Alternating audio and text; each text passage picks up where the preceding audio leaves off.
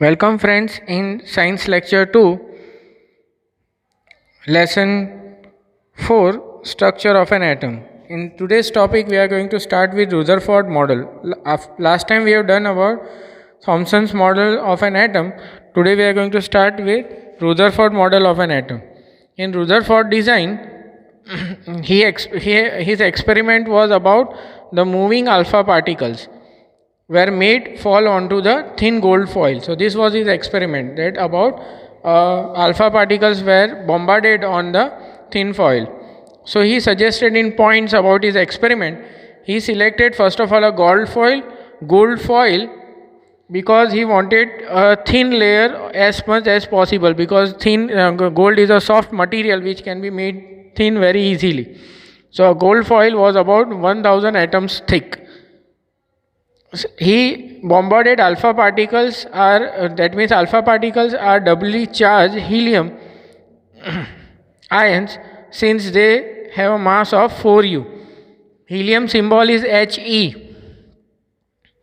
Helium symbol is He, and they were ionized, that is He2 plus. 2 electrons were removed, and He2 plus, that is an alpha particle, was bombarded, having the mass of 4u, have a considerable amount of energy.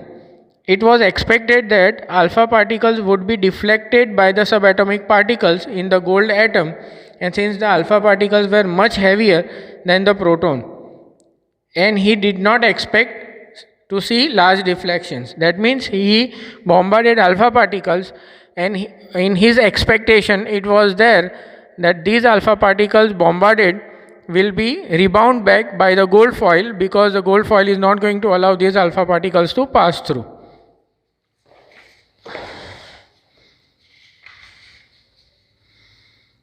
So this was an experiment showing about these are the atoms of gold, and you are seeing these arrows, which are all of them maximum are passing through. Fine, and some of them are getting deflected back, and some of them are getting diverted. So these are getting diverted. Now after seeing this particular diagram, we will see what were his observations in this experiment. So his observation in this experiment was that most of the fast moving alpha particles pass through the gold foil. That means almost all of them pass through. Some of the alpha particles were deflected by the foil by small angles that we have seen.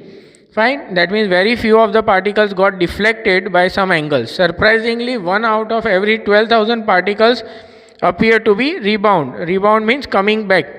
That means you may see that very few particles are rebounding back and very few are getting deflected. Maximum of them are passing through. So this was his observation. After his observations, he made certain conclusions from it.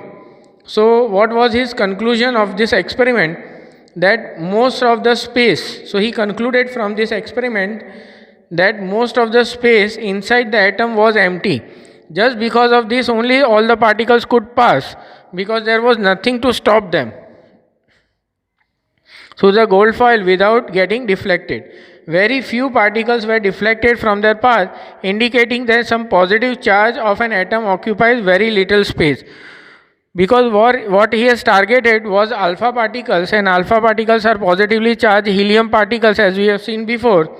So there must be some positive charge present at the center, which must be deflecting these helium particles, that is an alpha particle, which also must be positively charged. This was his second conclusion. Third, he concluded a very small fraction of alpha particles were deflected by 180 degree. 180 degree means coming right back to themselves itself only. That is total rebounding, and indicating that all the positive charge and masses of the gold foil were concentrated at a very small volume within the atom. That suggested that very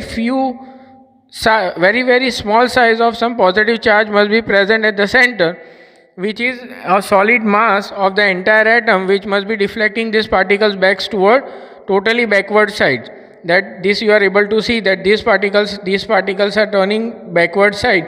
So there must be a very few small size particle present at the center of it. This was his conclusion. So from the data of this experiment, we understood that the nucleus is about 10⁵ times less than the radius of an entire atom. That means the atom must be 10 raised to 5 times bigger than the radius of a nucleus. That means nucleus is very small, considerably. There is a positive charge at the center of an atom called nucleus.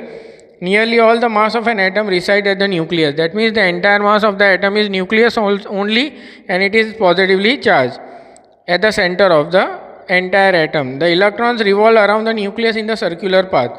This was a big observation done opposite to the J.J. Thomson, that the electrons were stubborn like a watermelon, he said, but here he concluded the electrons are moving particles and they are rotating and occupying space surrounding it.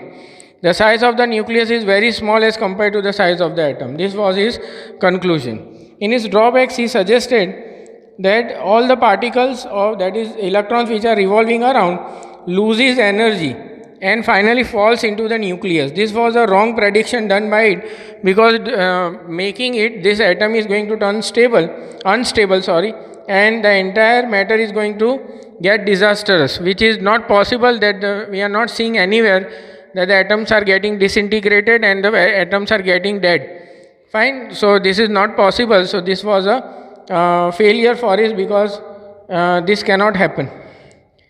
Fine, so we'll keep up till here for this particular video. Thank you.